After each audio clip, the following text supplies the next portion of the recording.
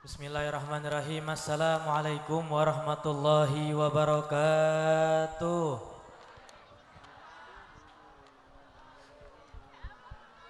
Bismillah, alhamdulillah, wassalatu wassalamu ala rasulillah Sayyidina Muhammad ibni Abdillah wa ala alihi wa sahbihi wa man walah. Qalu subhanaka la ilma lana illa ma'alamtana innaka antal alimul hakim. Rabbi syrah li sadri wa yassir li amri wahlul 'uqdatam min lisani yafqahu qawli, amma ba'd. Segenap jamaah baik yang laki-laki ataupun yang perempuan, wabil khusus Bapak Kepala Desa dan Imam daripada Masjid Nurul Huda, Al-Ustadz Bapak Imam Suroyo, lalu DKM Masjid Nurul Huda Bapak Sutar, dan para aparat Banser, aparat desa yang lainnya, dan Bapak Ibu hadirin yang telah hadir pada malam hari ini. Semoga duduk kita pada malam hari ini, hadir kita pada malam hari ini mengundang daripada rahmat Allah Subhanahu wa taala, sehingga tidak keluar kita daripada tempat ini kecuali dosa kita diampuni oleh Allah Subhanahu wa taala, hajat kita dikabulkan oleh Allah Subhanahu wa taala, kreditan kita dilunasi oleh Allah Subhanahu wa taala. Amin ya rabbal. Ini roman-romannya kayaknya ibu-ibu sama bapak-bapak udah mulai rada lemes. Ibaratkan kerupuk tuh tutupnya nggak ditutup, mulai rada layu. Maka ada salah satu tips caranya dalam peringatan Maulid Nabi Muhammad SAW agar kita semua tetap bersemangat, agar kita bisa fokus ke dalam apa yang akan Al-Fagir sampaikan, yaitu kita bareng-bareng baca salawat. Nanti ada tim hadroh di sini akan mengiringin, fadhol.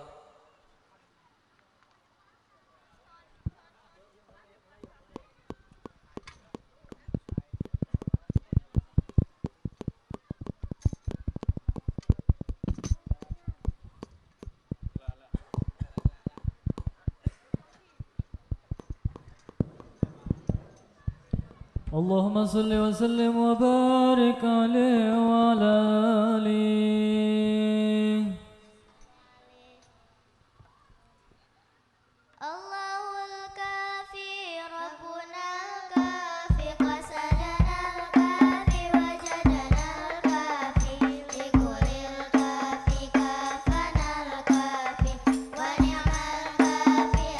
Ayo Bapak Ibu hadirin yang bisa ikut salawat semua.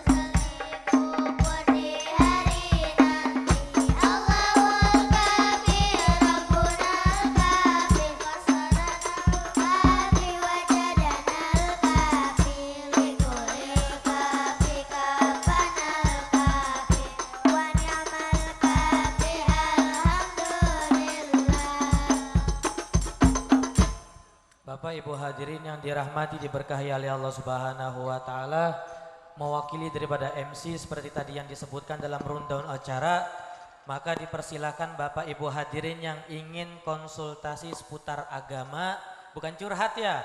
Kadang waduh bininya nggak soleha segala macam dicurhatin, kita keder jawabnya di sini nih.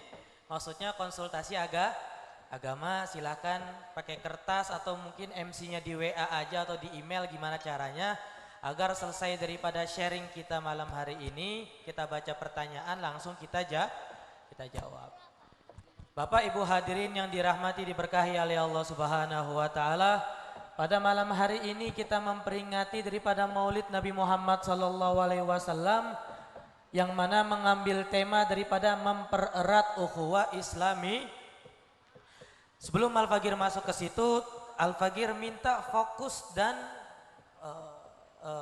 ya fokusnya Bapak Ibu hadirin, dan jangan menganggap omongan kita pada malam hari ini sebagai tausiah atau mau'izatul hasanah, jangan. Sekali lagi, jangan dianggap sebagai tausiah, jangan dianggap sebagai mau'izatul hasanah, jangan. Anggap aja orang yang lagi sharing, namanya orang lagi sharing di Facebook, Instagram, di sosmed manapun itu, suka ya didengerin, gak suka ya dibiar. Sepakat kira-kira? Sepakat kira-kira? Karena kalau tausiah itu harus banget dimasukkan, harus banget dipaham. Nah kita nggak mau seperti itu. Allah Subhanahu wa taala hanya mewajibkan kepada kita balighu anni walau ayat. Muhammad sallallahu alaihi wasallam, kita hanya menyampaikan, adapun hidayah pada Bapak Ibu hadirin yang dirahmati diberkahi oleh Allah Subhanahu wa taala, ukhuwah Islamiyah. Ukhuwah Islamiyah ini memiliki arti adalah ikatan persaudaraan yang diikat dengan kalimat, dua kalimat syahadat.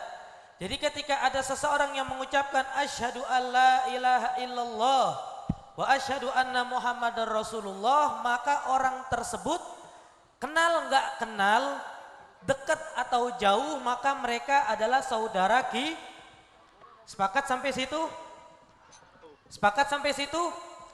Yang penting syahadatnya sama dengan syahadat kita, maka mereka adalah saudara Karena ada di luar sana yang syahadatnya berbeda dengan syahadatnya kita, Bapak Ibu hadirin. Kuncinya selama syahadatnya masih sama dengan kita, maka mereka adalah saudara Allah Subhanahu wa taala berfirman, wa'tasimu bihablillahi jami'an wa la tafarraqu. Berpeganglah teguh kalian semua wahai umatku, wahai umat Nabi Muhammad, bihablillah, dengan tali Allah Subhanahu wa taala. Menurut ahli tafsir yaitu adalah dua kalimat syahadat. Maka dengan dua kalimat syahadat wala tafarraqu, janganlah sekali-kali kalian terpisah, terpecah Maka berapa banyak dari sekarang umat Islam ngakunya orang Islam, ngakunya orang iman, tetapi dia terpecah Padahal sholatnya masih barengan, padahal Jumatannya masih barengan, padahal puasanya masih barengan, tetapi dia terpecah Karena sebab apa? Salah satunya yang sering terjadi pertama adalah karena sebab politik.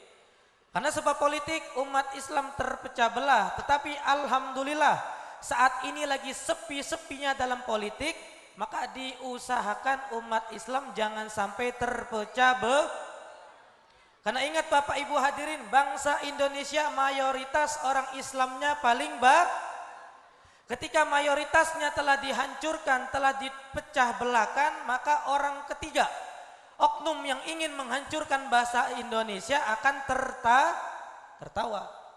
Kenapa? Karena bangsa Indonesia yang mayoritasnya umat Islam terpecah belah.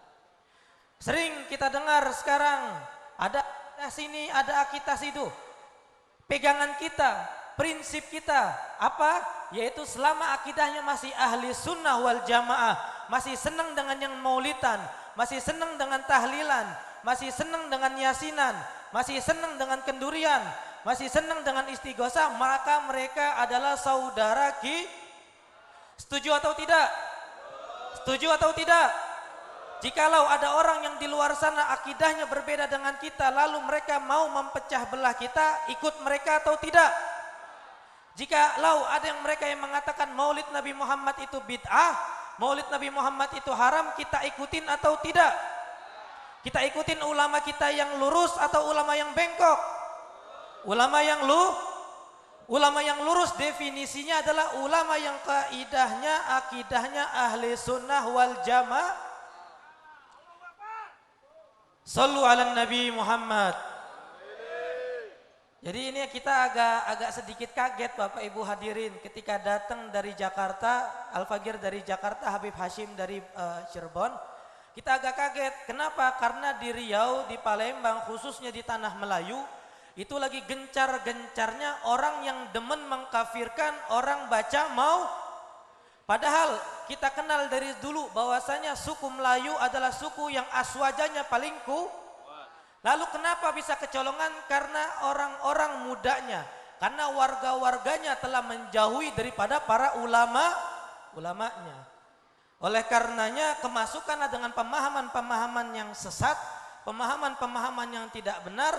Akhirnya di beberapa tempat dilaranglah membaca mau. Gak usah pakai dalil. Seperti yang Al-Fagir sampaikan di Lubuk Linggau, yang seperti Al-Fagir sampaikan di Musirawas, Sumatera Selatan, gak usah pakai dalil. Cukup dalil kita, gak usah pakai dalil, cukup pakai sop buah. Ada yang paham kira-kira dengan maksud sop buah? Maulid kaitannya dengan sop buah, ada yang paham gak kira-kira? Yang paham Al-Fagir kasih 50.000 dah. Cash malam hari ini juga kita kasih 50.000. Kaitan maulid Nabi dengan sop buah, apa hubungannya? Yang tahu ngacung, kita kasih 50.000. Ada yang tahu nggak? Ada yang tahu nggak? Mungkin dari ashab Banser ada yang ngerti, atau dari bapak-bapak ada yang pernah dengar? Kalau nggak ada yang tahu, ini kita kasih tahu ya, agar misalkan desa ini yaitu desa Wanasari kemasukan pemahaman sesat, nggak usah dikasih dalil Quran hadis, cukup dikasih dalil sop buah. Ingetin Bapak Ibu hadirnya, tolong disimak dengan baik, tolong dicerna dengan baik. Ini apa Bu namanya Bu? Namanya apel. Alhamdulillah tahu, masih melek berarti. Ini namanya apa Bapak Ibu hadirin? Anggap aja ini pepaya Bu ya, anggap. Ini apa Bu namanya Bu? Ya udah deal-dealan aja pokoknya pepaya. Anggap aja ini misalkan mangga, anggap mangga, ini mangga, ini anggur, ini pepaya, ini apel, ini airnya beserta esnya, ini susu putihnya sama marjan. Kita kumpulkan jadi satu mangkok, namanya apel, pepaya, anggur, mangga, susu putih plus marjan sama es batu sama air dingin. Kita tumpahin di satu mangkok, berubah jadi sop bu. Kira-kira sop hukumnya halal apa haram? Halal apa haram? Kenapa? Karena terdiri daripada komposisi yang Setuju sampai sini? Masuk apa enggak? Masuk berarti ya, masuk. Ini halal, ini halal, ini halal, ini halal, ini halal, ini halal. Namanya macem-macem, ribet nyebutinnya. Jadi satu mangkok namanya sop bu. Wabib, anak nggak suka sop buah, sukanya gado-gado. Oke, anggap ini sawi atau kangkung. Kangkung. Ini timun. Pakai apa lagi biasanya gado-gado tuh? Toge. Ini kalau paket komplit atau menu spesial pakai Anggap ini bumbu kacangnya, anggap ini kecap.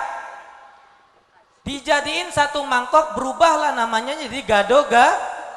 Kira-kira gado-gado hukumnya halal apa haram? Halal apa haram? Setuju ya? Kita cup Paham sampai sini berarti ya? Peringatan Maulid Nabi Muhammad sallallahu alaihi wasallam kita pretelin satu persatu sekarang. Peringatan Maulid Nabi Muhammad sallallahu alaihi wasallam itu biasanya pertamanya membaca tahlil zikir. Tahlil dan zikir hukumnya halal apa haram? Jawab semuanya, halal apa haram? Dianjurkan atau tidak? Berarti cup ya. Yang kedua, Maulid Nabi Muhammad itu biasanya diisi dengan salawatan. Salawat itu boleh atau tidak? Dianjurkan atau tidak? Berarti cup ya, berarti paham sampai sini?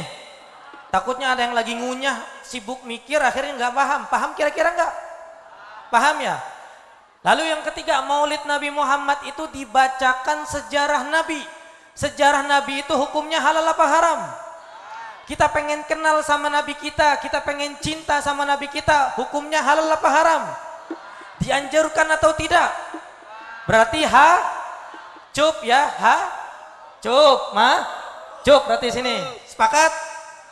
Yang keempat, biasanya maulid Nabi itu diisi dengan tausiah, dengan mau'izatul hasanah. Wa tawasau bil haqqi wa tawasau bis, saling menasehati dalam kebaikan ini hukumnya halal apa haram? Dianjurkan atau tidak? Berarti boleh atau tidak? Berarti cup hukumnya udah 4 nih, halal semua nih.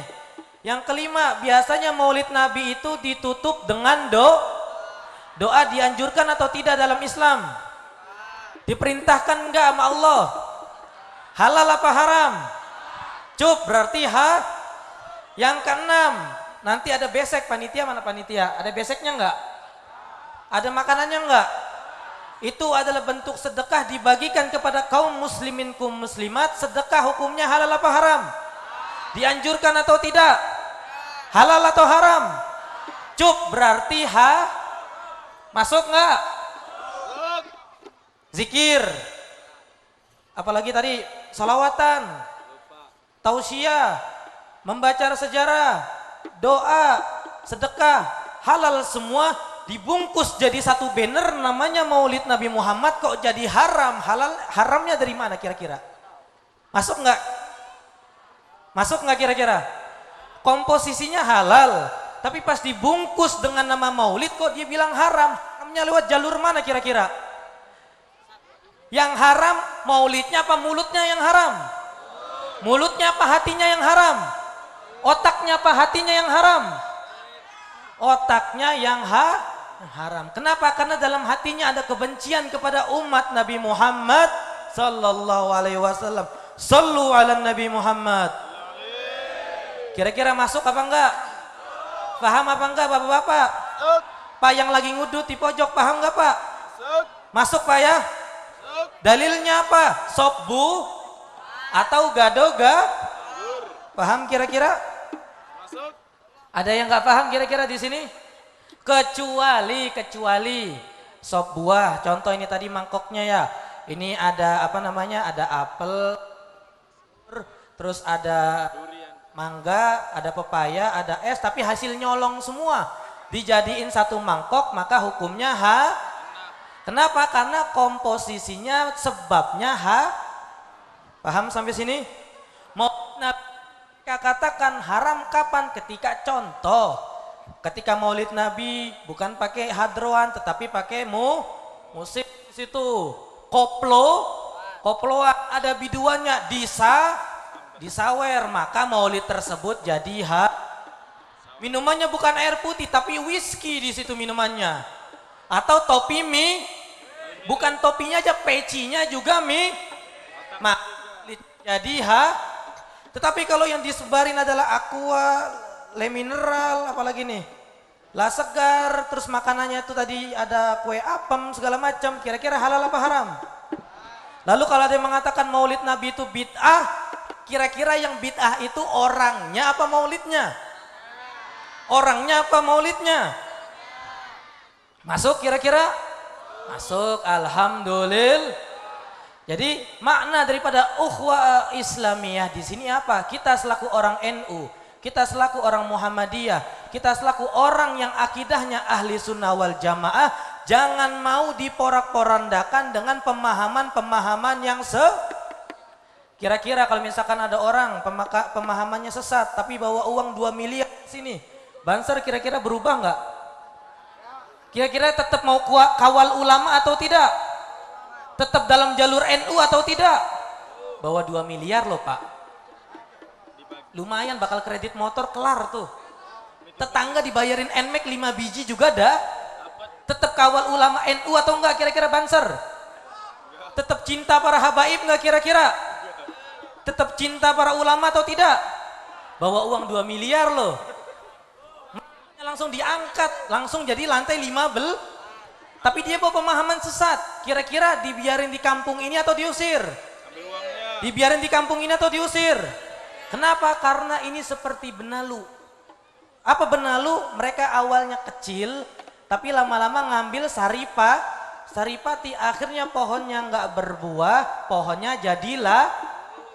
Dan ketika mereka yang membawa pemahaman yang sesat masuk ke dalam suatu kampung, dibiarin sama orang kampung tersebut, maka saripati orang kampung tersebut mulai diambil. Akhirnya orang kampung tersebut biasa malam Jumat Yasinan gak jadi Yasin. Biasanya acara Rajaban ada acara Rajaban, gak ada acara Rajab. Biasanya kalau Sya'banan ada acara ruahan, gak jadi acara ruah. Kenapa? Karena ada benar. Paham sampai sini? Al-Fakir di sini menyampaikan kulil haq walau kana muran, sampaikan walaupun perih. Kenapa? Karena dulu pernah kita nyampaikan seperti ini. Pas di Jatinegara ada beberapa orang tidak terima dengan ucapan seperti ini.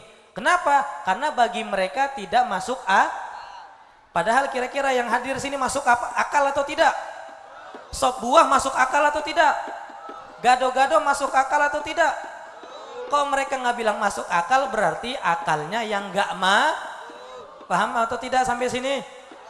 Makna ukhuwah Islamiyah wala tafarraqu, janganlah kita terpecah belah, yaitu karena sebab pemahaman yang sesat. Anak bapak ibu hadirin, jangan dibiarin kalau ngaji di YouTube, lihat dulu ngajinya ke ustadz siapa. Karena rata-rata mereka lah yang memegang sosial media, mereka lah yang megang YouTube, mereka lah yang megang Facebook, mereka lah yang megang Instagram. Jadi kalau ada anak bapak ibu hadirin bilang mau ngaji, tanya dulu ngaji di mana, ustadznya siapa, berguru ke siapa. Agar apa? Agar bapak ibu hadirin ngadain rawahan sama anaknya tidak dibit. Kan di situ. Paham atau tidak kira-kira? Paham dengan maksud mempererat ukhuwah Islamiyah di sini, paham kira-kira? Yaitu dengan memperingati Maulid Nabi. Apakah ada perbedaan pada saat zaman Nabi? Ada jawabannya. Pada saat itu Sayyidina Umar bin Khattab melewati daripada Masjid Nabawi. Nah contoh, misalkan di dalam Masjid Nabawi pada saat itu ada beberapa sahabat yang baca Qur'annya lagamnya atau hurufnya berbeda. Karena innamal Qur'an nuzilat bisab'atil ahruf au kama qala sallallahu alaihi wasallam. Al-Qur'an itu diturunkan dalam 7 bahasa suku bangsa Arab.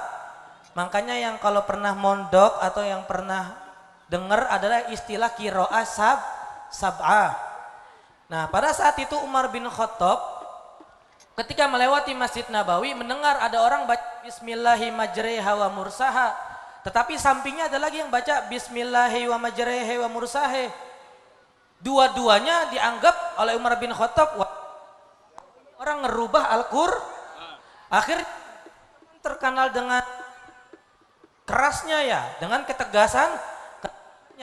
Umar bin Khattab diajak 2 sahabat ini untuk menghadap kepada baginda Rasulullah sallallahu alaihi wasallam sambil membawa pedangnya. Akhirnya ketika udah berada di depan Nabi Muhammad sallallahu alaihi wasallam, Umar bin Khattab mengatakan, "Ya Rasulullah, sesungguhnya 2 orang di sini membaca Al-Quran dengan bacaan yang berbeda seperti biasanya." Maka kata Rasulullah, wahai fulan bin fulan, 2 orang di sini coba baca Al-Qur'annya. Yang satu ngomong bismillahi majreha wa mursaha, yang satu bismillahi wa mur. Maka kata Rasulullah, dua-duanya artinya apa di sini? Ketika kita mendapatkan suatu perbedaan di dalam suatu kampung, ketika kita mendapatkan perbedaan ikhtilaf dalam perkara agama, maka yang didatengin bukan Pak RW, Pak RT, Pak Kades, Pak Lurah, Pak Kecamatan, tetapi yang didatangi adalah Jangan salah di sini, kalau ngurus surat tanah segala macam betul ke aparatur negara.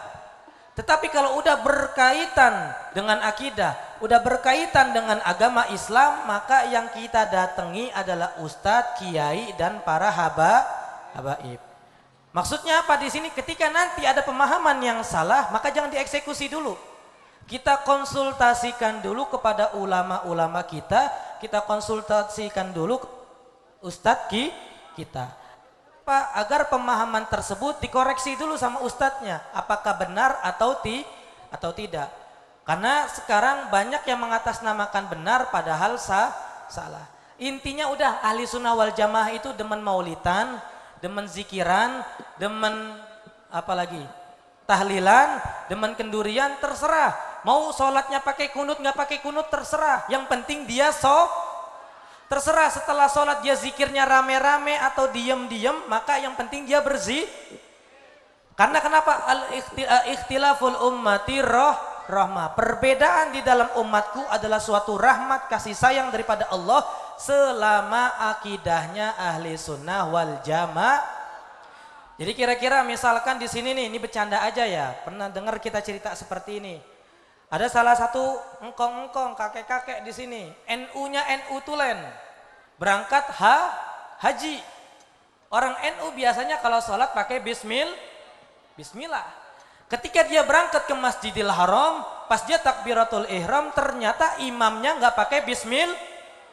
Akhirnya pulang kakek-kakek ini ke hotelnya. Kemudian hari diajak lagi, ayo kek sholat di masjid itu. Wah, kenapa? Imamnya Muhammadiyah, padahal di di Mekah nggak ada NU, nggak ada Muhammadiyah. Yang ada mazhabnya Imam Ahmad bin Hambal, Imam Maliki, Imam Syafi'i, Imam Hana. Nah, karena kita minim daripada pengetahuan, akhirnya mengatakan imamnya Muhammadiyah. Imamnya Muhammadiyah pun tidak apa-apa. Kenapa? Karena masih akidah ahli sunnah wal jamaah. Yang nggak boleh itu apa? Kalau kita sholat bareng orang yang sholat sujudnya pakai batu. Ada beberapa kelompok di luar sana ketika sholat tempat sujudnya harus dikasih batu. Nah, ini akidahnya berbeda sama kita, maka jangan diikutin, jangan ditemenin. Agar apa? Agar keimanan kita, akidah kita dijaga oleh Allah. Kira-kira masuk? Faham atau tidak kira-kira? Ada yang mau nanya sebelum kita tutup? Udah ada yang masuk belum? Cek. Hadirin, kepada seluruh jamaah yang mau mempertanyakan atau bertanya kepada Habib, kami persilakan. Bismillahirrahmanirrahim. Assalamualaikum warahmatullahi wabarakatuh. Mohon izin semuanya, saya ingin bertanya. Sebut nama Pak Kiai. Namanya sebutkan enggak kan? Merek disensor aja, merek nggak apa-apa. Ya. Baik, pertanyaan saya. Maaf kalau memang menyimpang. Apa yang dimaksud dengan memanusiakan manusia dan membinatangan manusia? Apa yang dimaksud memanusiakan manusia dan membinatangan manusia? Terima kasih. Wassalamualaikum warahmatullahi wabarakatuh.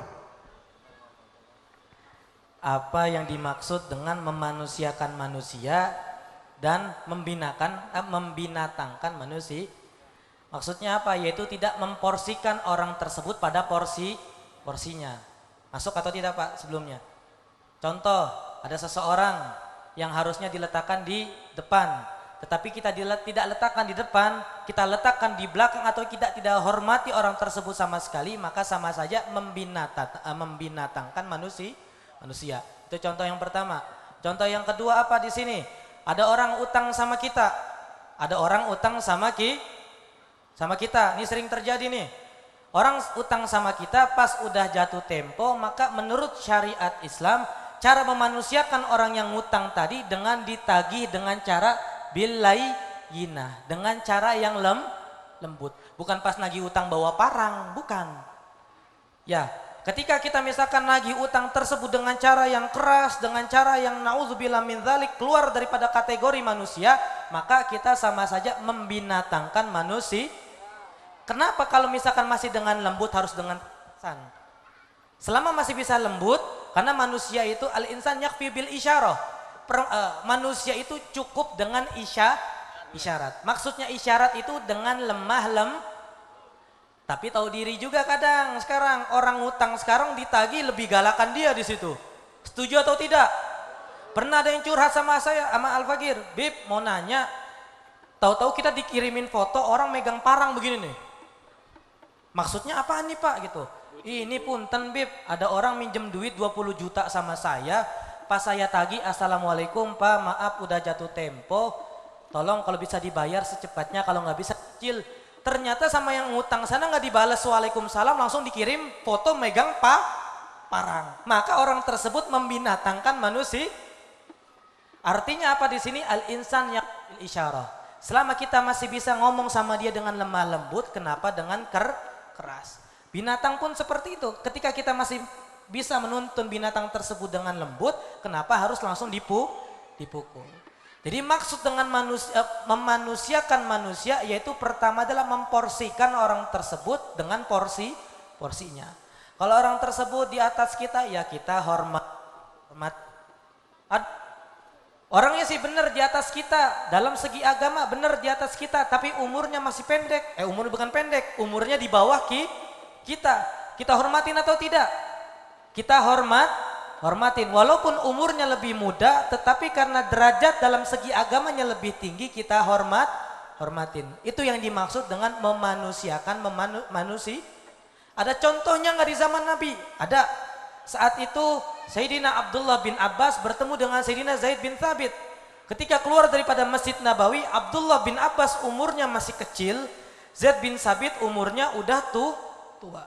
Nah pada saat itu Zaid bin Thabit ketika pengen naik kuda sama Abdullah bin Abbas ditadahin. Bahasanya diinjak tangannya untuk bisa naik kuda. Nah ketika udah naik kuda, Zaid bin Thabit mencium tangan daripada Abdullah bin Abbas. Maka seperti inilah akhlak yang dicontohkan oleh Rasulullah SAW. Abdullah bin Abbas menghormati, memberikan tangannya kepada Zaid bin Thabit untuk naik kuda karena Zaid bin Thabit umurnya lebih tua. Zaid bin Thabit mencium tangan daripada Abdullah bin Abbas karena keilmuannya yang amat sangat tinggi. Seperti inilah hidup yang indah memanusiakan manusia.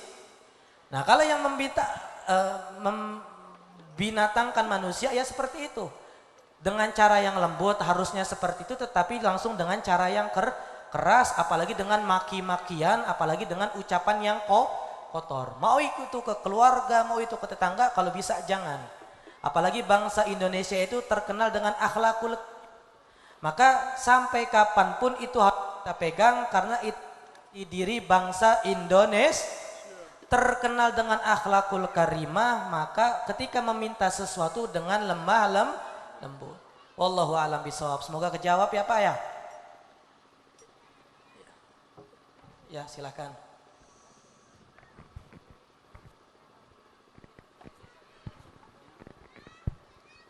Assalamualaikum warahmatullahi wabarakatuh. Langsung saja Habib. Pertanyaan saya begini. Sekarang kan banyak sekali di YouTube itu banyak sekali ustadz-ustadz yang sering kita lihat mungkin. Jadi bagaimana hukumnya kalau kita belajar di YouTube? Masalahnya kadang-kadang anak-anak sekarang tuh kalau kita belajar ke ustadz-ustadz itu kadang ada males sedikit gitu. Bagaimana hukumnya? Intinya bagaimana hukumnya kalau kita belajar di YouTube, tapi apa yang dikatakan Habib tadi pada ustadz yang ustadz tertentu gitu. Terima kasih. Assalamualaikum warahmatullahi wabarakatuh. Sekarang yang menjadi, sebelum Al-Fakir jawab ke situ, Al-Fakir pengen nanya, 1 tambah 1 berapa Bu? 1 tambah 1 berapa Bu? Tahu-tahu misalkan ada ustadz 15 ustadz ngomong 1 tambah 1 15. Kira-kira percaya atau tidak? Kenapa? Karena ibu udah yakin 1 tambah 1 Nah, ketika kita udah yakin bahwasanya akidah kita udah kuat, keimanan kita udah kuat, ilmu kita, wawasan kita udah kuat, maka nggak ada salahnya. Perbandingan agama pun tidak apa-apa, apalagi perbandingan Tapi bahayanya ada orang belum tahu nih, 1 tambah 1 2. Nggak tahu.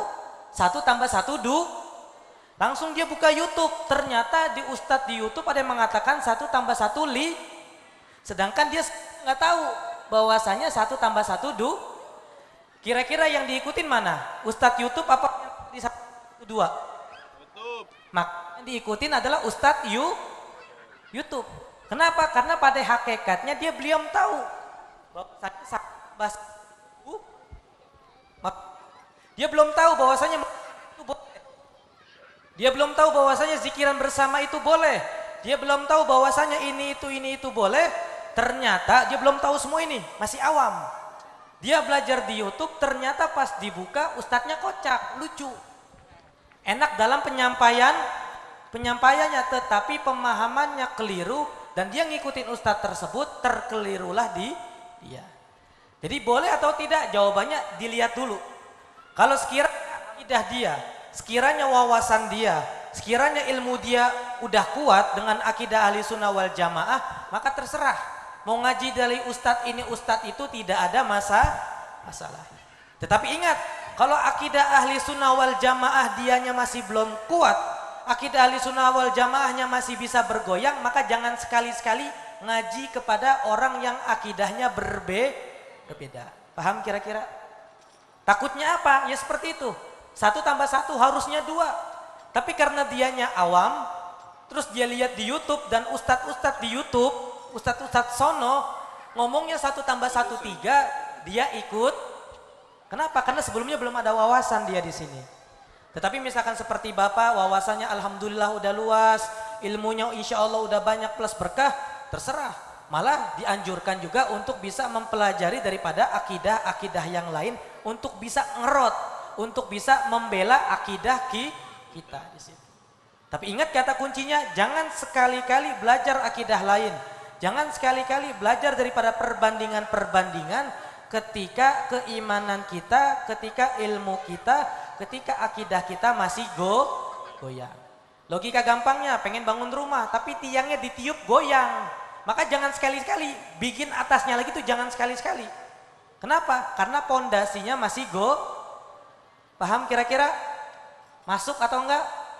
Jadi kuatin dulu pondasinya Pak. Sekiranya pondasinya udah kuat maka terserah. Mau dibangunin 2 lantai, 3 lantai, 4 lantai, mau langsung dimasukin 100 orang pun, selama pondasinya kuat dia nggak bakal hancur. Masuk kira-kira Pak? Wallahu a'lam bishawab. Ada lagi yang mau nanya mungkin? Silakan.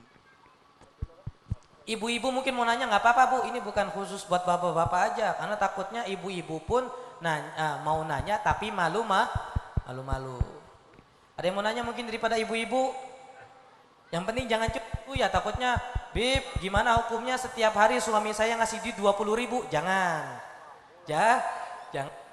Karena bukan ranah kita. Mungkin ada yang mau nanya ibu-ibu atau mungkin bapak-bapak di sekitar sini.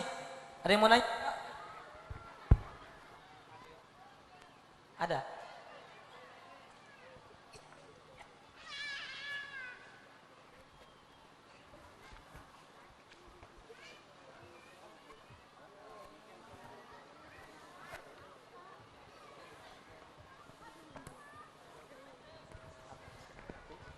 Assalamualaikum warahmatullahi wabarakatuh. Waalaikumsalam warahmatullahi wabarakatuh.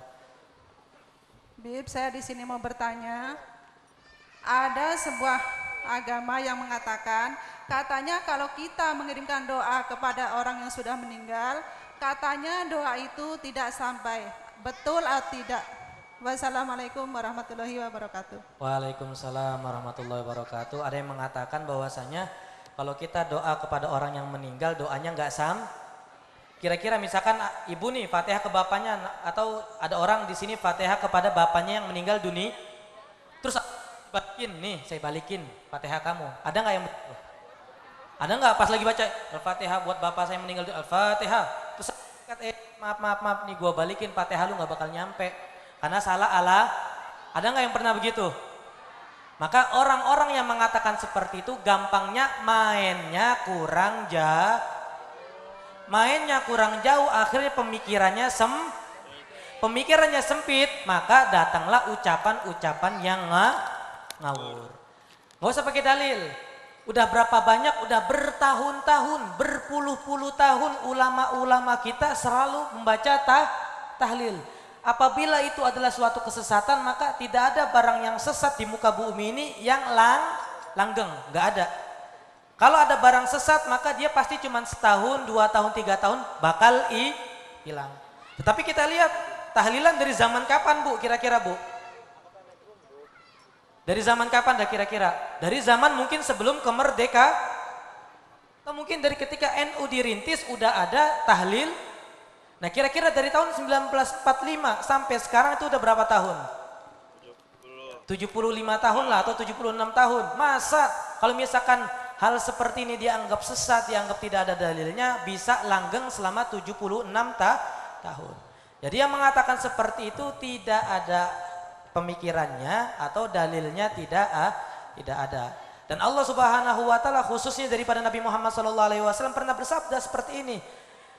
Bahwasanya setiap minggu, khususnya setiap Kamis menjelang maghrib, Allah Subhanahu wa taala itu memberikan dari malaikatnya, mengkhususkan kepada malaikatnya untuk menyetorkan daripada amal ibadah hambanya umat Nabi Muhammad kepada Nabi. Setiap kapan? Setiap Kamis. Setiap Kamis, dari Kamis sore menjelang maghrib itu saatnya malaikat nyetor. Enggak langsung ke Allah, tapi ke Nabi dulu di situ. Kenapa? Kata Nabi Muhammad SAW, in wajadtu khairan hamidullah. Apabila aku lihat catatan umatku, hamba-hambaku, umat-umatku, pengikutku, kata Nabi Muhammad di desa Wonosari, minggu ini alhamdulillah amalannya baik semua, maka Nabi bersyukur. Wa in wajadtuhu syarran, kata Nabi, apabila aku mendapatkan adalah keburukan, mulai dari Kamis sekarang sampai Kamis besok maksiat mulu, kagak pernah sholat. Disetorkan ke Nabi, lalu Nabi melihat ternyata maksiat semua, maka fa astaghfirullahal azim. Aku beristighfar kepada Allah untuk umatku. Artinya apa di sini? Catatan pun diberikan kepada Nabi. Dan Nabi pun bersabda, Nabi Muhammad SAW bersabda, Allah Subhanahu an yarudda ruhi ala man shalla alayya au kama qala sallallahu alaihi wasallam. Allah Subhanahu wa taala itu, kata Nabi Muhammad SAW itu meminta kepada Allah Subhanahu wa taala untuk mengembalikan ruhku untuk menjawab kepada orang-orang yang baca salawat kepada aku. Paham kira-kira sampai sini? Artinya doa yang kita sampaikan kepada orang tua kita, salawat yang kita sampaikan kepada Nabi Muhammad pun insya Allah bukti sampai, karena nggak mungkin balik. Kecuali dibalikin sama malaikat, berarti salah alamat di sini. Dan kadang ada beberapa orang nanya, Bib, saya lupa nama kakek saya. Maka gimana saya kirim Fatihahnya? Udah nggak usah ribet-ribet pakai namanya, cukup Fatihah kepada kakek saya, Al-Fatihah. Insya Allah bakal sampai ke kakeknya. Bib, saya pada teman saya, Bib, tapi saya nggak tahu seumur hidup nama aslinya. Saya cuma tahu nama julukan kerennya Keling. Saya nggak tahu nama aslinya, Bib. Dia tinggal di Jawa, saya tinggal di Sumatera. Saya nggak tahu namanya, Bib, tapi dia barusan meninggal dunia, Keling bin Fulan. Kira-kira kalau saya Al-Fatihah ke Keling bin Fulan nyampe atau tidak? Jawabannya karena dia udah targetin dalam hatinya, Keling di sini maksudnya temennya. Paham atau tidak kira-kira? Masuk apa enggak? Paham, Bu, ya?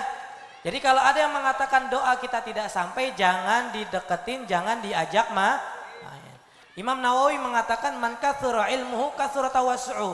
Orang yang kalau udah ilmunya banyak, pemahamannya banyak tawassu'nya, banyak legowonya, gak gampang nyalahin, gak gampang haramin, gak gampang bid'ahin. Kesimpulannya, kalau orang ilmunya pendek, gampang nyalahin, gampang haramin, gampang bid'ahin. Masuk atau tidak? Wa'alam bisawab. Ada yang lagi mau nanya mungkin? Atau sampai jam berapa nih? Waduh, jangan juga dong, kasihan nih. Ada yang mau nanya mungkin sebelum kita tutup? Jikalau nggak ada yang mau nanya nggak? Oh itu, silahkan. Assalamualaikum warahmatullahi wabarakatuh.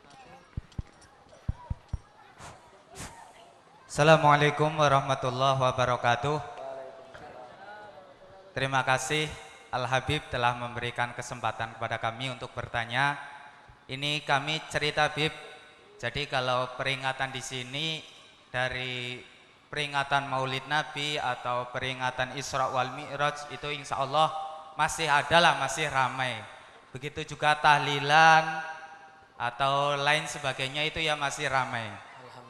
Tadi Habib yang pertama itu menyinggung tentang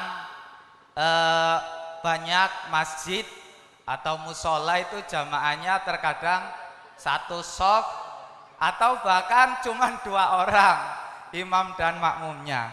Lah ini kami minta berkah dari Habib, ya semoga dengan kedatangan beliau ini mendatangkan berkah bagi kita. Allahumma amin. Amin. Pertanyaan saya, tips atau cara jitu agar masjid ini atau musola ini ramai seperti pengajian ini. Terkadang satu RT mungkin 40 kakak yang datang 4. Nah ini perwakilan.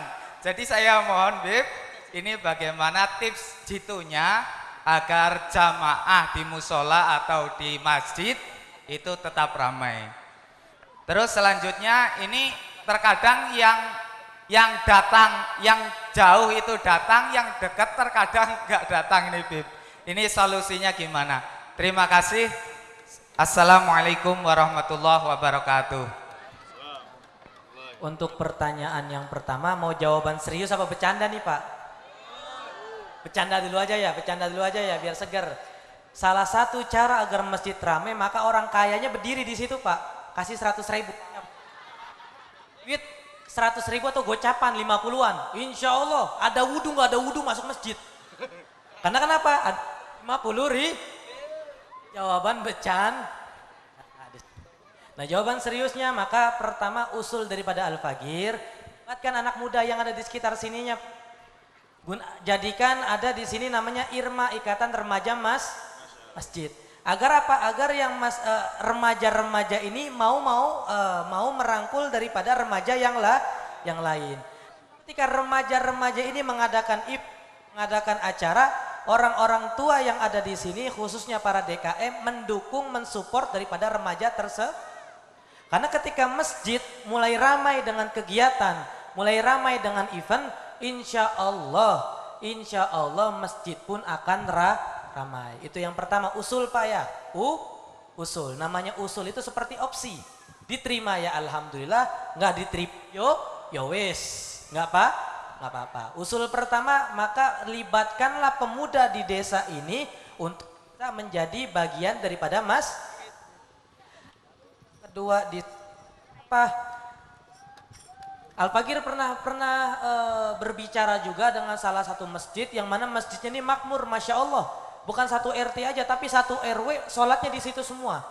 Pas kita tanya sama ketua DKM-nya, ternyata tipsnya bagus, yaitu apa? Yaitu setiap infak yang diberikan ke masjid ini langsung dijadikan barang yang wujud. Contoh, ketika setiap sholat, wallahu alam di sini ada disebutin atau tidak ya, pemasukan Jumat kali ini 15 juta minggu ini. Maka KM di sini beli barang yang lampak. Contoh, beli AC. Contoh, beli karpet yang baru. Agar apa? Agar orang yang melihat di sini, oh ternyata infak yang aku keluar ke masjid benar-benar dijadikan barang. Nah, ketika masjidnya karpetnya mulai bagus, terus AC-nya mulai adem, orang pun akan datang. Dan kita tanya juga kepada yang ketua dek, tips lain itu apa lagi? Kita adain Bib, di depan masjid itu ada satu meja seperti ini, gampangnya, terus ada 2 galon buat kopi di situ. Akhirnya yang pertama niat untuk ngopi doang, daya Allah turun, datang sholat juga. Kadang untuk berjalan di jalan Allah Subhanahu wa taala itu perlu berkorban. Allah yang surkum. Intan surullah yang surkum wa yuthabbit aqdamakum.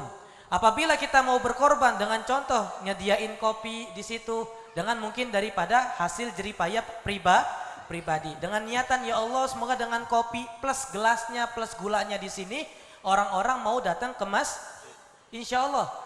Tips-tips seperti ini yang Al-Fagir dapatkan daripada ketua DKM yang kita tanya, yang masjidnya bener-bener rame, maka insya Allah masjid di sini pun bakal rame. Kesannya hal duniawi, tetapi kita emang tinggal di dunia untuk mencari akhir. Jadi itu Pak ya, salah satu cara untuk bisa meramaikan masjid selain daripada mungkin keberkahan daripada Allah Subhanahu wa taala dan selain daripada hidayah daripada Allah Subhanahu wa taala, maka bentuk ikhtiari kita yaitu dengan cara pertama libat anak mudanya. Mau itu yang laki-laki ataupun yang perempuan untuk bisa mengadakan event atau acara, terserah. Mau itu acara mingguan atau bulanan. Lalu yang kedua, maka apapun yang didapatkan daripada masjid tersebut, nyatakan, buktikan dengan barang. Dapat duit bisa beli AC cicil, beli AC satu dulu di situ. Bisa untuk beli sejadah, beli sejadah. Karena di beberapa masjid kadang sejadahnya nauzubillah baunya udah nauzubil, karpetnya warnanya udah butek, masjid di dalamnya pun penuh debu. Itu semua karena keteledoran daripada DKM-nya. Alhamdulillah tadi pas masuk ke dalam adem, tinggal nambah AC agar tambah Jadi mungkin ibu-ibu atau bapak-bapak pas sholat zuhur habis nyawit kan, disediain sarung juga, disediain peralatan yang bersih karena pengen ngadem, akhirnya sholat di situ. Cari tips yang banyak, cari cara yang banyak agar mereka mau datang ke masjid kita. Jangan sekali-kali ya, tapi kan itu terserah hidayah Allah. Oke, hidayah Allah itu urusan pribadi dengan Allah, tetapi kita selaku orang yang diamanahkan memegang masjid harus mencari tips, mencari cara. Wallahu alam bisawab, semoga bisa kejawab, semoga masjid ini makin rame dan semoga dari kampung-kampung yang lain pun bisa mencontoh, akhirnya masjidnya membludak sampai keluar. Amin ya rabbal. Wallahu alam bisawab. Ada lagi mau nanya?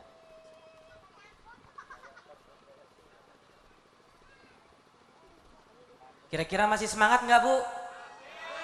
Masih semangat nggak Bapak? Masih seger Bu ya? Insya Allah nasinya nggak jadi rengginang Bu, nggak bakal kering, masih tetap hangat. Insya Allah panitia siap nasinya ya? Siap, insya Allah tuh. Assalamualaikum warahmatullahi wabarakatuh. Yang saya hormati Al-Habib, terima kasih atas waktu yang masih tersedia. Saya ingin sedikit curhat begini Bib. Saya ini Islamnya Islam keturunan. Jadi karena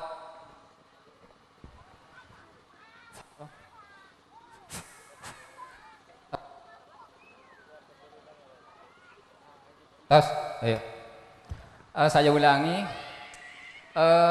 Islam saya adalah Islam keturunan karena ya sudah beragama Islam.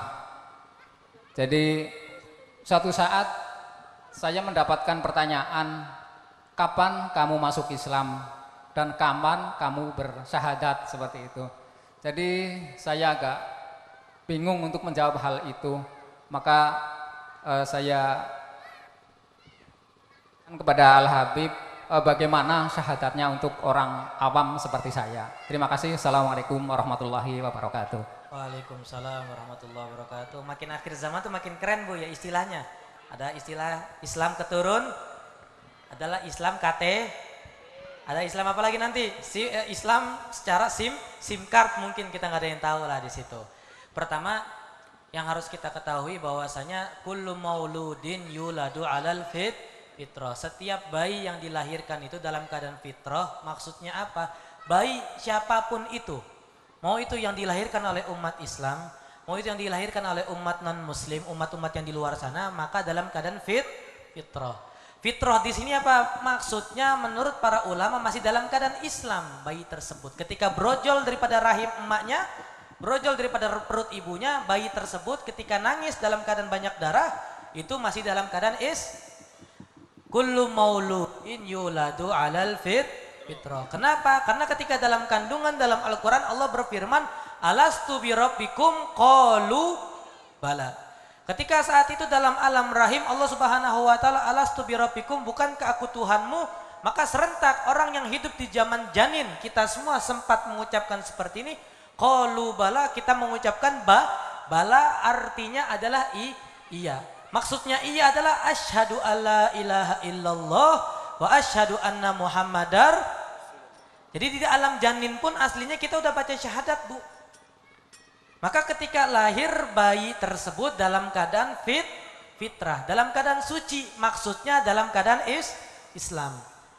Tetapi di sini lanjutan daripada hadis Nabi Muhammad SAW, fa'abawahu yunassiranihi au yuwahidanihi au yumajjisanihi au kama qala sallallahu alaihi wasallam. Maka orang tuanya lah yang berperan di sini dalam menasronikan anak tersebut, dalam meyahudikan anak tersebut, dalam memajusikan anak tersebut. Jadi ketika udah dewasa, bapaknya tuh yang ngajarin untuk milih agama. Tetapi ketika anak kecil tersebut dari lahir sampai dia balik, maka dia tetap dalam keadaan artinya tetap dalam keadaan Nah, kalau Islam keturunan gimana? Seumur hidupnya dia nggak baca syahadat karena Islam keturun, maka akhir bisa bantah orang tersebut bohong. Kalau seumur hidupnya dia nggak pernah baca syahadat, bohong. Kenapa? Karena orang tersebut berarti nggak pernah Coba Bapak Ibu hadirin ingat nggak ketika sholat baca syahadat atau enggak? Pas lagi asyhadu alla ilaha illallah wa asyhadu anna muhammadar, itu udah termasuk syahadat Bapak Ibu hadirin. Maka Bapak Ibu hadirin, walaupun awalnya Islam keturunan, tetapi ketika sholat antum baca syahadat, maka itu sama saja udah mentajdid, udah memperbaharui daripada agamanya kita. Islamnya upgrade, Islamnya update di situ. Paham kira-kira? Nah, tetapi dalam mazhab Imam Syafi'i disunnahkan, dianjurkan ketika seorang anak, mau itu laki-laki ataupun perempuan, ketika dia udah balik, contoh laki-laki suaranya udah mulai rada berat, udah balik. Perempuan tersebut sudah mulai datang bulan di situ.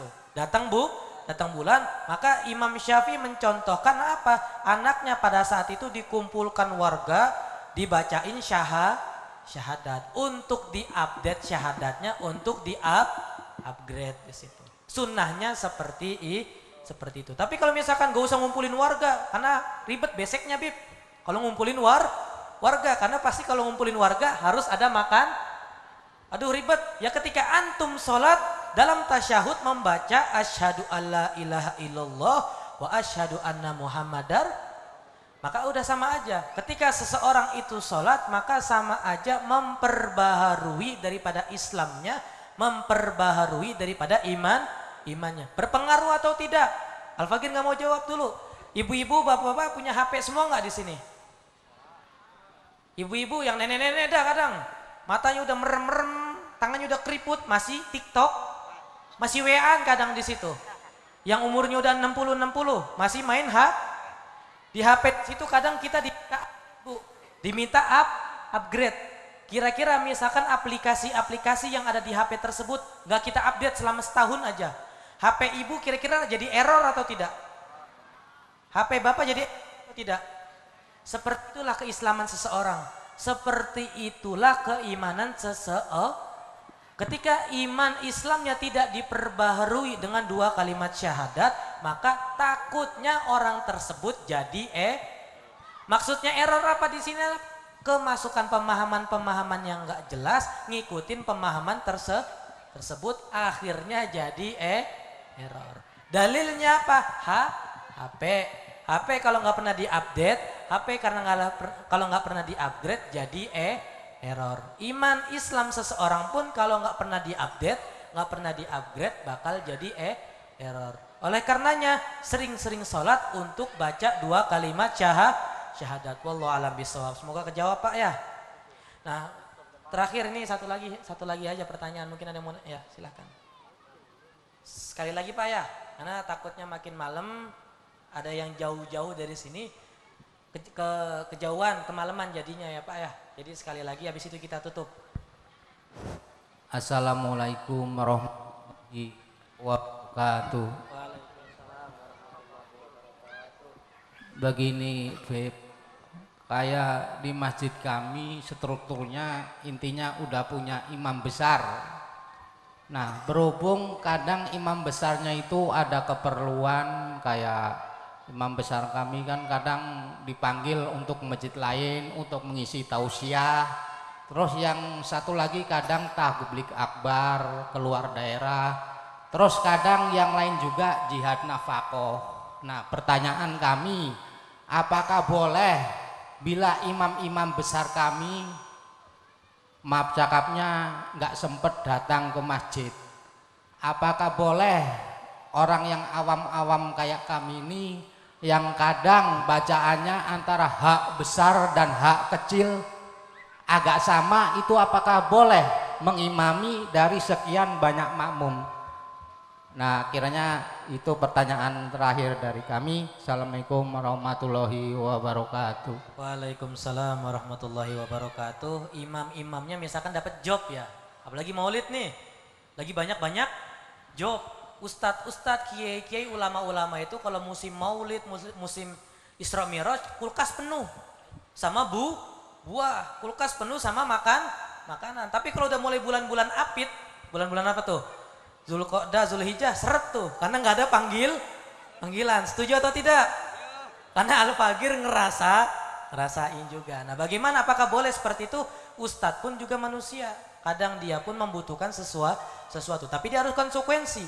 Ketika dia udah dijadikan imam besar di masjid ini, ketika dia uzur untuk bisa imam di masjid ini, maka dia harus cari penggantinya. Yang mana penggantinya di sini makhrajnya benar, fikihnya benar, tata cara sholatnya jadi diwakilkan. Misalkan contoh Al-Fagir nggak bisa, Al-Fagir titipin sama Ustadz Aap, ntar siang jadwal rada padat sedikit nih, karena ada jadwal di dua titik, lumayan bakal bayar kredit motor. Jadi nanti kita setengah-setengah start di sini. Nah, karena kita tahu Ustadz Aap di sini bacaannya bagus, suaranya bagus, makhrajnya bagus, fikihnya bagus, maka dia boleh menggantikan Jadi harus tanggung jawab. Ketika dia udah dijadikan imam tersebut lalu dia uzur, maka dia harus cari penggantinya. Habib sering-sering kagak pernah, dia langsung nyelonong aja. Akhirnya jamaah keder, nungguin imamnya nggak ada yang datang. Akhirnya sedangkan kita yang di masjid ini alhamdulillahi rabbil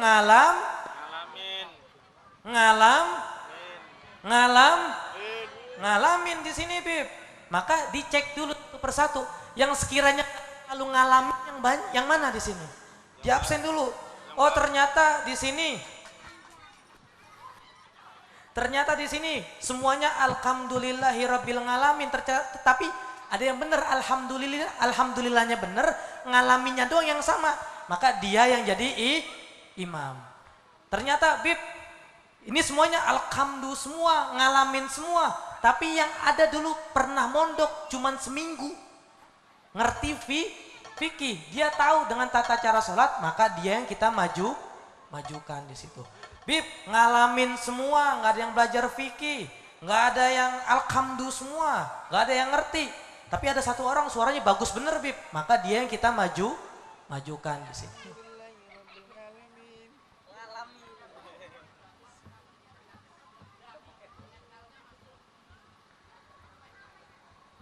Wah, itu keder kalau udah jawab gitu tuh.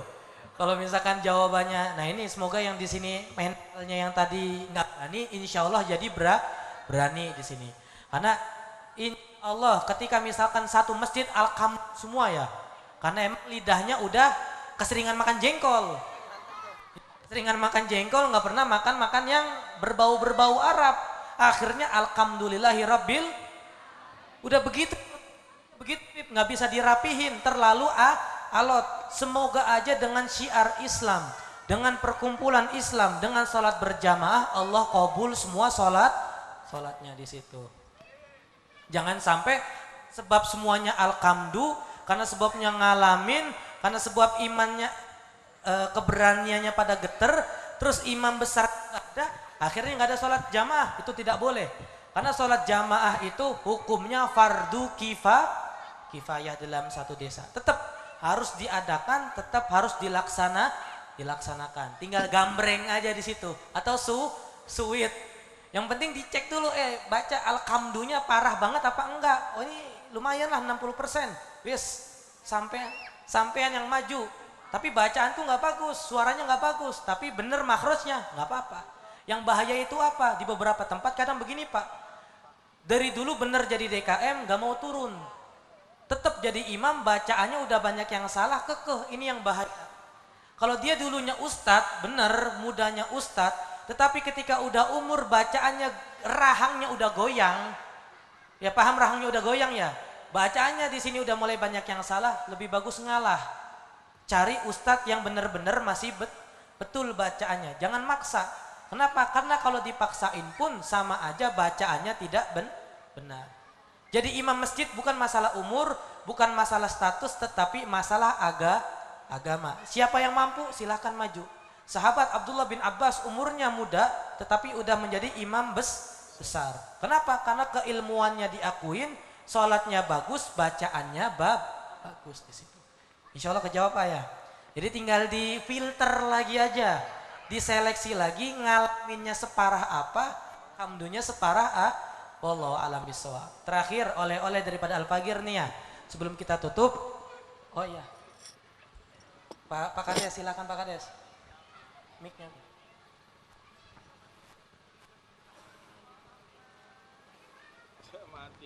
Assalamualaikum warahmatullahi wabarakatuh. Gini Bib, saya pernah dengar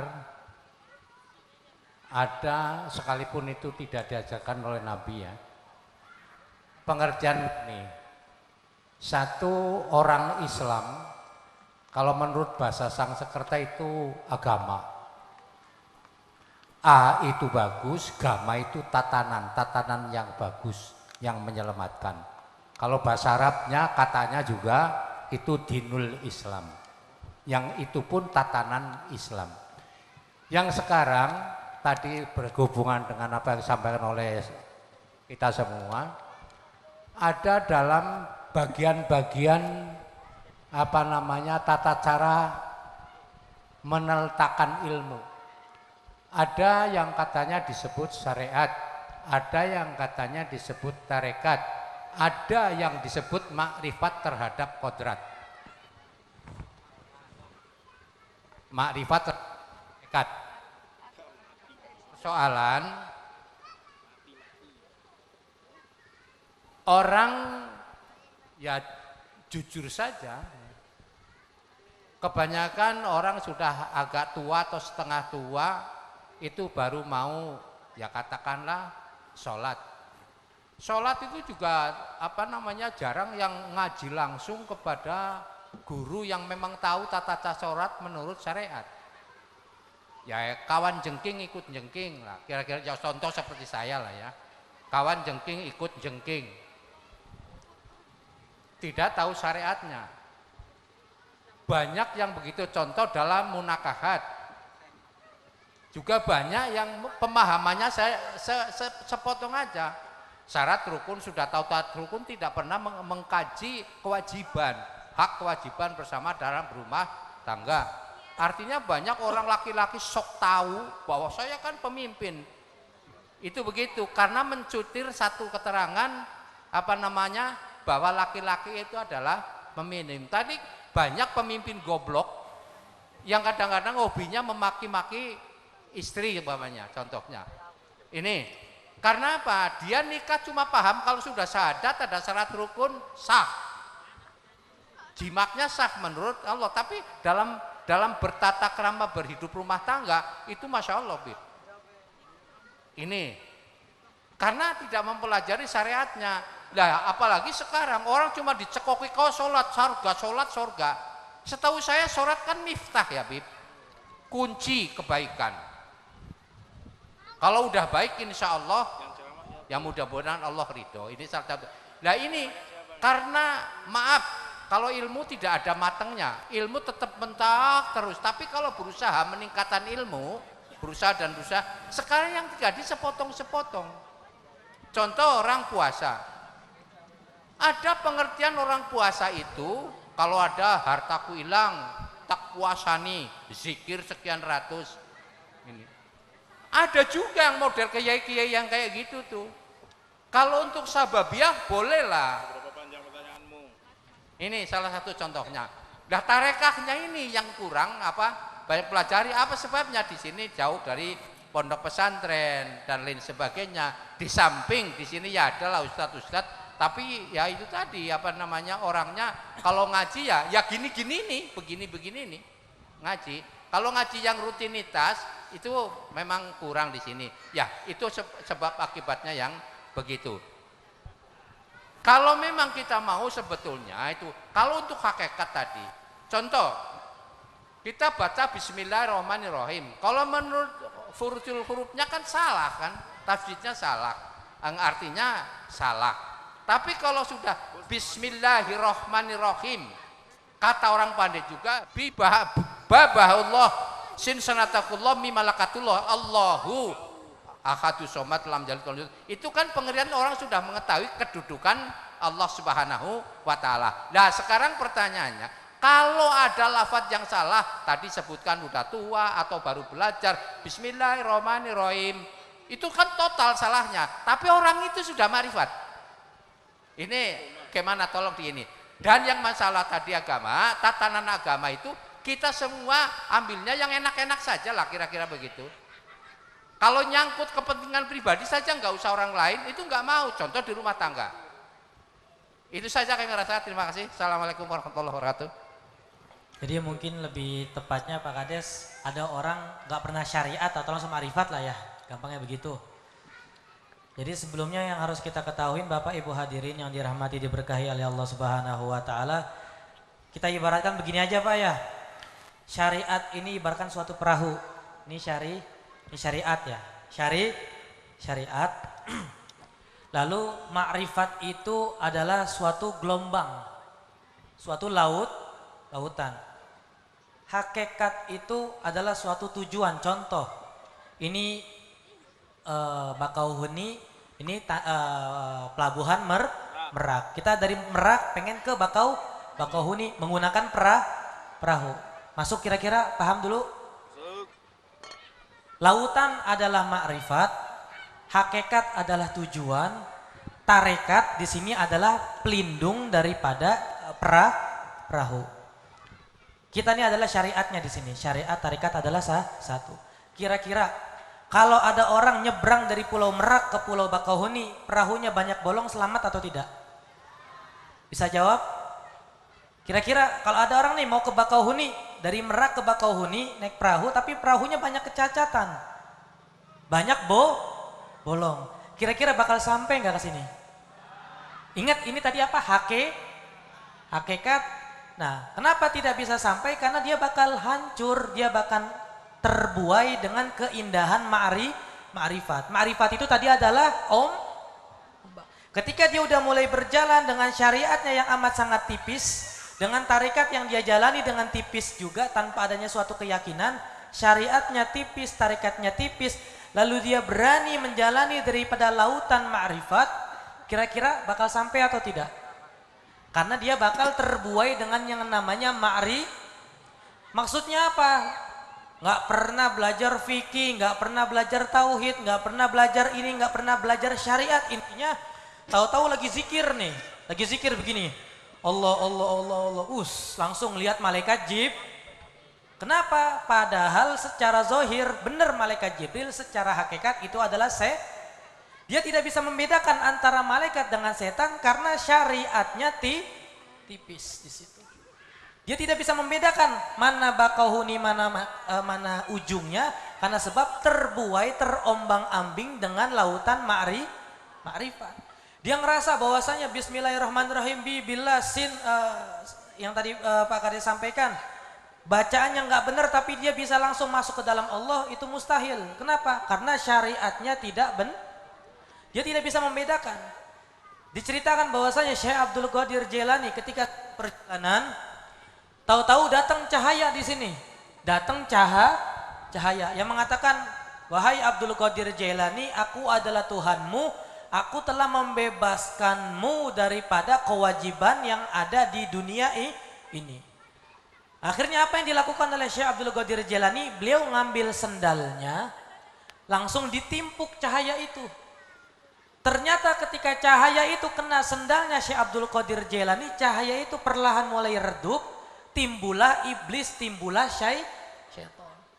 Nah ketika mulai syaitan seperti ya tampak syaitonnya di sini, maka Syekh Abdul Qadir mengatakan, waihak, celakalah kamu wahai syaitan. Maka kata setan di sini apa? Wahai Abdul Qadir Jailani, engkau adalah satu-satunya orang yang selamat. Karena sesungguhnya aku telah menipu 1000 orang yang cuman belajar ma'rifat tanpa belajar syari. Akhirnya mengatakan puasa boleh enggak, boleh sholat. Kalau ingat sholat, kalau enggak sholat ya enggak apa-apa. Kenapa? Karena dia terbuai dengan ma'rifat. Dia halusinasi. Tidak bisa membedakan mana itu bisikan syaitan, syaitan, iblis, mana bisikan malaikat. Lagi zikir sedikit, bisa ngelihat wali, secara zohir wali. Tetapi kalau dia syariatnya kuat, wali tersebut tidak menyebabkan dia lupa kepada Allah, maka benar-benar wali. Berapa banyak daripada kita ketika lagi zikir, lagi sholat segala macam, terus hijabnya dibuka, syariatnya kurang, akhirnya berubah jadi dukun. Kenapa? Karena semburannya mulai zikir sedikit, sembur dikit, orang zikir sedikit, sembur sedikit, sawah orang laris. Kenapa? Karena syariatnya nggak kuat, tapi ma'rifatnya dia nggak bakal sampai ke hakikat. Artinya nggak bakal sampai ke dalam ridha Allah. Paham sampai sini? Berarti pentingnya kita wajib belajar syariat semampu Bib umur udah 50 tahun, baca Al-Quran nyambung semua hurufnya. Mau belajar begini, belajar begitu, sebisa kita Bapak Ibu hadirin. Sebisa kita belajar agar apa? Agar hisab kita dipermudah oleh Allah. Seenggaknya kita ada ikhtiar. Ya, seenggaknya kita ada usaha daripada kosong Jadi ketika nanti dihisab oleh Allah, kenapa masa muda tidak engkau gunakan untuk belajar? Di akhir hayatnya kita belajar, hisabnya mungkin dipermudah oleh Allah. Daripada orang dari kecil sampai akhir nggak pernah belajar, maka hidup pun akan diberatkan oleh Allah. Jadi maksud daripada Pak Kades tadi di sini apa? Yuk kita belajar syariat dulu, baru berani menjalani daripada tarekat atau ma'rifat agar kita tidak tersesat di tengah lautan ma'rifat, agar kita sampai ke dalam hakikatnya Allah. Paham sampai sini kira-kira? Nah, satu hal juga yang perlu kita ketahui, ada orang sholat, haji, sedekah, puasa, Masya Allah rajin. Apakah jamin masuk surga? Jawabannya Ada orang ahli maksiat seumur hidupnya, pasti masuk neraka atau tidak? Tidak ada. Tidak ada yang pasti di muka bumi ini kecuali hal daripada Allah. Seseorang itu puncak keindahan atau kesengsaraan pada akhir hayatnya. Ketika orang tersebut rajin ibadah tapi pengen dilihat, nih gua udah haji 15 kali. Kalau sedekah pengennya dicatat namanya paling atas. Kalau sholat nggak mau di belakang, maunya di puasa bibirnya dikering-keringin sampai berdarah-darah biar kelihatan Nauzubillah min dzalik, bisa meninggal dalam keadaan su'ul khoti. Sebaliknya, ada orang ahli maksiat, belajar ilmu agamanya terlambat, tetapi dia sungguh-sungguh dalam belajar ilmu agama, maka insya Allah orang tersebut bisa meninggal dalam keadaan husnul khoti. Yang penting kita berdoa sama Allah agar akhir hayat kita dalam keadaan terbaik. Jangan terlena dengan ibadah yang saat ini. Jangan terlena dengan apa yang kita gunakan saat ini. Karena berapa banyak orang ahli ibadah di akhir hidupnya jadi ahli maksiat. Orang ahli maksiat di akhir hidupnya jadi ahli ibadah. Semuanya kembali kepada Allah. Semuanya kembali kepada suratan takdir. Bisa merubah takdir dengan mengangkat tangan. Ya Allah, semoga meninggal dalam keadaan husnul khati. Amin ya rabbal. Insya Allah paham ya. Jadi pentingnya belajar syariat sebisa kita, semampunya kita, sedapatnya kita, agar kita tidak berat dalam dihisab oleh Allah. Dan masuk surga bukan karena sebab ibadah ya. Kita masuk surga itu karena sebab rahmat Allah. La ahada yadkhulul jannah bi amalihi, kata Nabi Muhammad sallallahu alaihi wasallam. Kata sahabat, wala anta ya Rasulullah. Bahkan dirimu ya Rasulullah nggak mungkin masuk surga karena sebab ibadah. Wala ana, termasuk daripada aku. Illa an yatagadda yatagammadani Allah birahmati. Hanya saja Allah Subhanahu wa taala itu menyelimutiku dengan rahmat Allah. Berarti kita bisa masuk surga karena rahmat Allah. Dapat rahmat Allah karena sebab ibadah. Tetapi ibadah tidak menjamin seseorang masuk surga. Ibadah menjamin seseorang dapat rahmat Allah. Paham sampai sini kira-kira? Masuk atau tidak? Kita meminta kepada Allah Subhanahu wa taala agar apa yang kita dengar menjadi ilmu yang berkah, menjadi ilmu yang bermanfaat.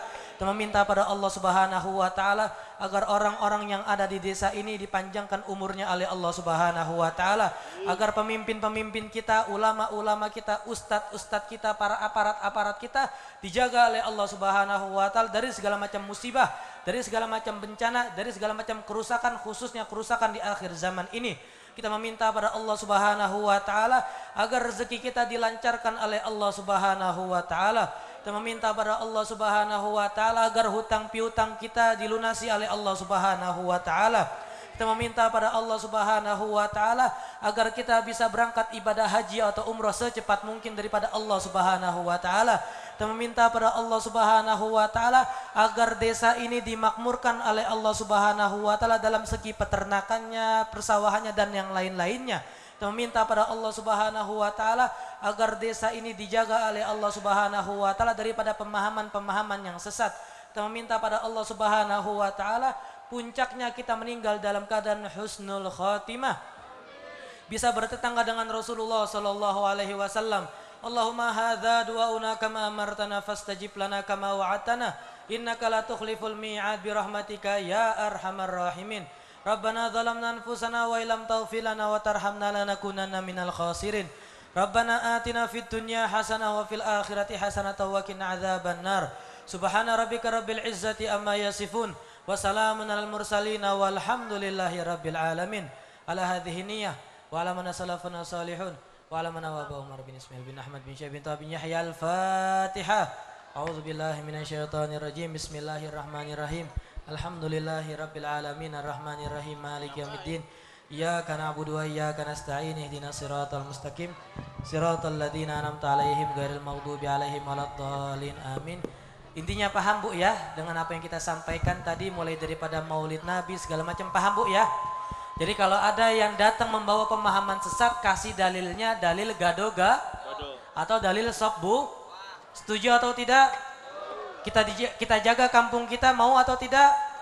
Banser-banser jaga ulama kita, siap jaga ulama kita, jaga kiai kita, jaga habaib kita. Sallu ala Nabi Muhammad. Kurang lebih mohon maaf. Wassalamualaikum warahmatullahi wabarakatuh.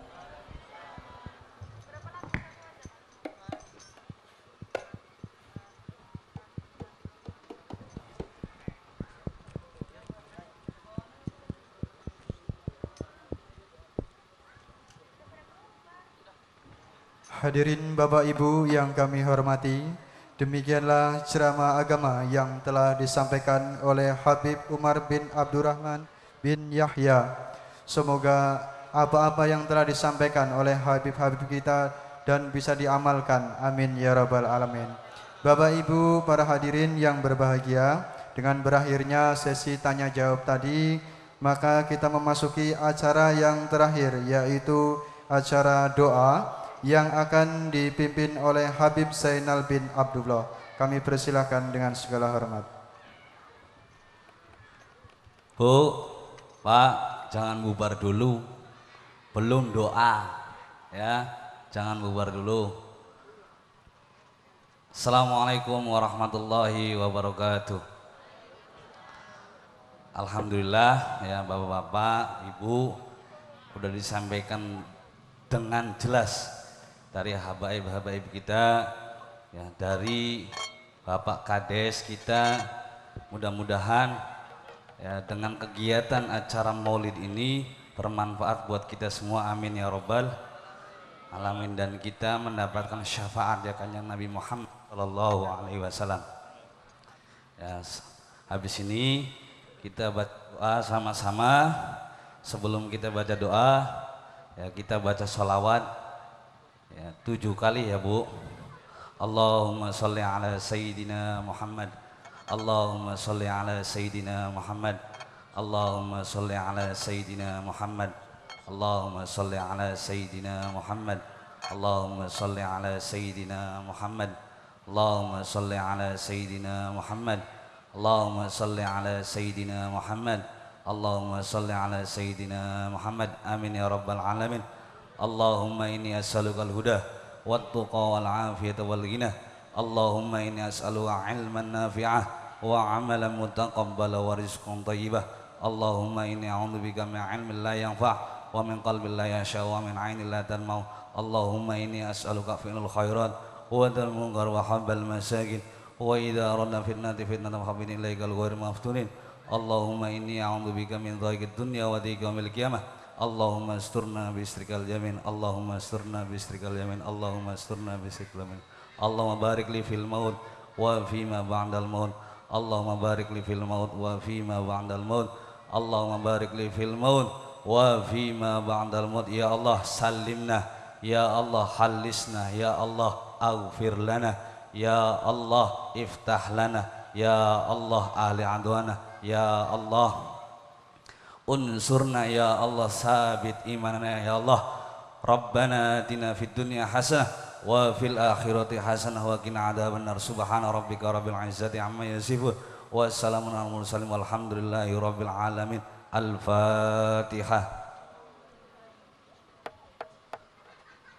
Maliki yaumiddin iyyaka na'budu wa iyyaka nasta'in ihdinas mustaqim shiratal ladzina an'amta 'alaihim ghairil maghdubi 'alaihim waladdallin. Mudah-mudahan ya, dengan doa dan penutup ini semua yang kita dengarkan, semua yang kita simak ya bermanfaat dan mudah-mudahan kita semua mendapatkan syafaat Kanjeng Nabi Muhammad sallallahu alaihi wasallam dan mudah-mudahan kita mendapatkan ridha Allah Subhanahu wa taala. Amin ya rabbal alamin. Billahi taufiq wal hidayah. Assalamualaikum warahmatullahi wabarakatuh.